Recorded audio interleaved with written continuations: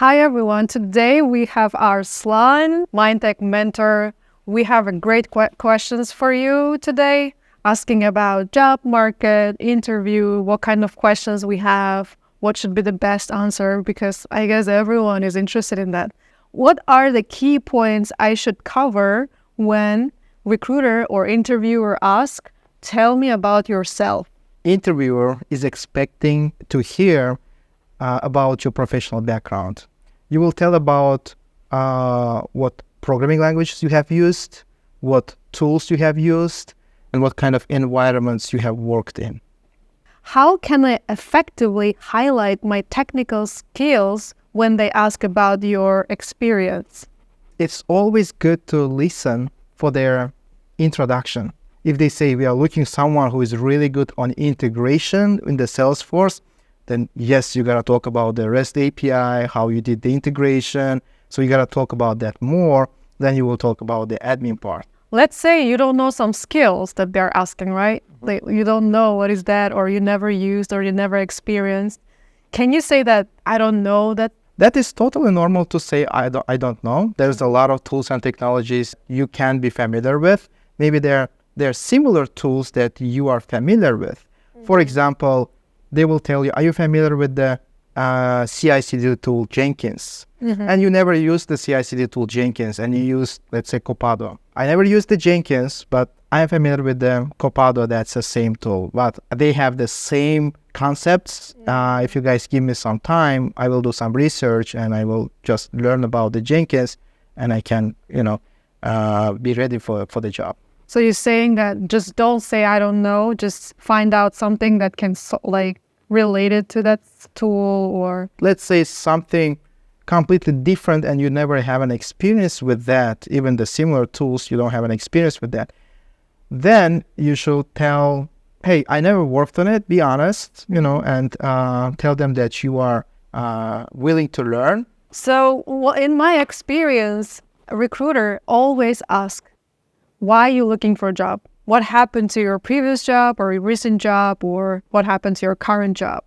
What would be the best answer for the recruiter? It's not good to give an answer saying, I got fired. So, or I don't like my team and I want to leave the company. It should be dependent on something third party things, like, for example, my contract is ending and or the project is coming to an end. That's the reason I'm looking for a job. Or they want me to relocate, which I can't relocate to another state. Sometimes they will ask a question saying, hey, okay, if your contract is ending, why they don't find you another project? Yeah, that's another question. So in that case, you gotta tell them either you will go they have a project, but that project is in a different state and they're asking for your relocation, which you can do.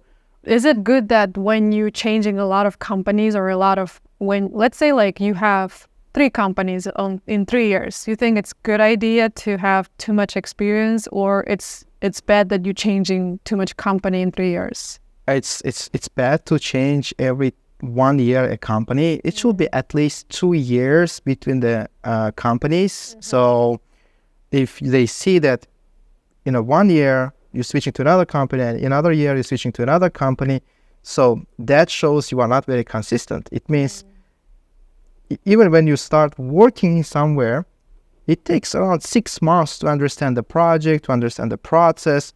So, and another 6 months, you just start learning other things, how to do the work. In 1 year, you just start working. And if you are leaving the job after 1 year, it shows you are not consistent. Something is wrong in there. So it's better to have at least 2 years between the companies.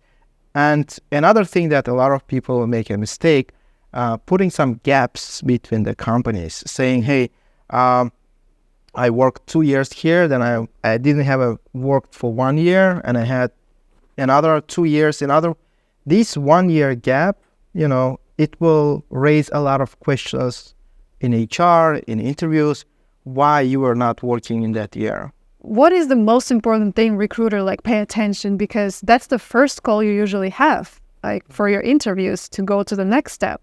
there's the two most important skills everyone should have. One is communication skills. The other one is the technical skills. And which one is more important? The recruiters, the interviewers will be looking more for your communication skills. Because at your job, coding is not taking a huge work on your job. 80% of your job will be collaboration and communication with your teammates. So you will be on the meetings, you will be chatting, you will be analyzing the requirements, you're going to be talking with your teammates. That's going to be your 80% your job. The rest 20% will be coding, debugging, or Tests. or testing. So that's going to be the rest of it. So do you need to have a good technical skills? Yes, you do. But without your communication skills, your technical skills is useless. You can be strong, very technical person, but if you cannot collaborate and communicate with your teammates, it doesn't make sense to have these technical skills. But sometimes people having a great communication skills, but weak technical skills. Person who can communicate at least can learn some technical things and try to do something, rather than the person who cannot communicate and, that person cannot work with the other people. He or she can do the job, but it's not going to be comfortable for a team to work with that person. So you're saying that just don't study, also pay attention for communication skills. It is very important to have a communication skills. In Mindtek, we spend 1 day a week for our soft skills. We learn how the work environment works, how the agile methodology works, how you gotta work with the teammates, how you gotta collaborate, communicate. We simulate this environment in Mindtek. Any advice for some people who's looking for a job or in the market? A lot of people do this. They put a lot of things on their resume. Okay, they have a bunch of things on their resume, and sometimes they don't know what they put in their resume. And most of the interviewers, when they ask questions, they go through their resume and see, okay, you listed this. Can you tell me more about this? You listed that. Can you tell me more about that? And they will ask more questions on your resume. What I'm trying to say, for these people who have their resumes and they have listed a lot of things, make sure what you put in there, make sure you know every responsibility, every sentence, every word you put there, so you can properly, and confidently answer the questions they will ask you. Be consistent, keep working, review your resume, and apply every day. That's going to be my advice.